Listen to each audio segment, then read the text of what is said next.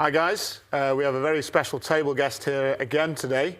We've got Chris Guilfoyle from JCD Cleaning. Yep. So just explain why we have you here in Eindhoven. So Harry was very kind, invited us over. We run a commercial and specialist cleaning company based in Kent, south of the UK, servicing Kent, London and South East.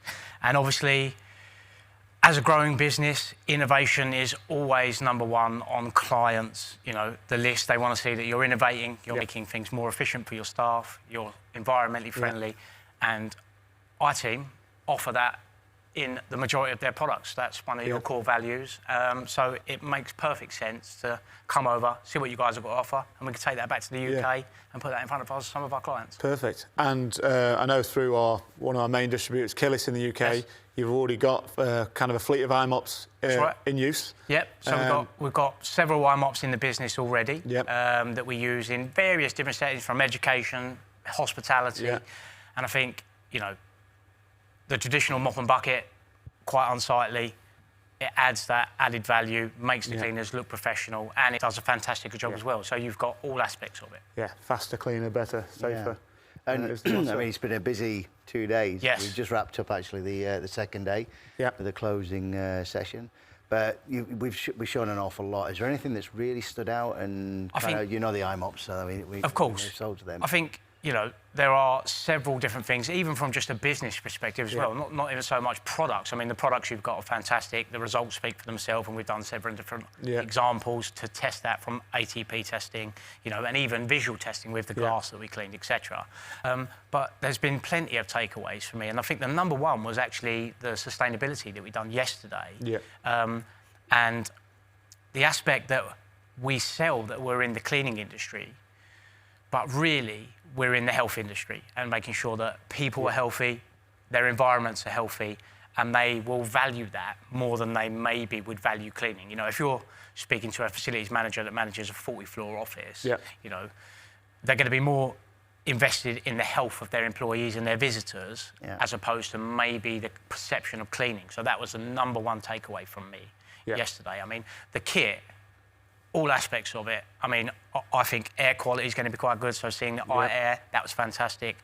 The kit, coming here, I've seen it in the business anyway, but seeing it on this particular scale, it really does cement how good the iTeam equipment is in the market. And that's something we already knew, but it just, And there's obviously just expanding on, it's not just an iMop, there's 40 different products in the range, and they all have their own kind of individual uses, USPs, as we say.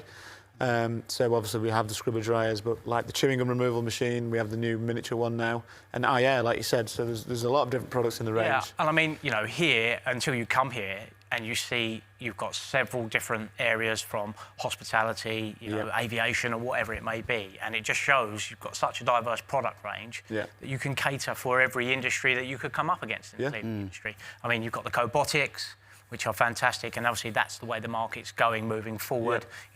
Working alongside the cleaning operative, taking away floor cleaning, whatever that may be, and that seems to be the way forward. So to see that full product range, it really, does cover it all that a commercial cleaning company could need. That's it. And I love the fact that out the whole day, and we know what we do and we do it well. But I love the comment you just made around sustainability's been a buzzword. That's been a buzzword for quite a few years now. Sure. Materialising it into something that's quite personal is important. And you mentioned they're healthy. Changing that transition for being, feeling healthy, being happy. Sure.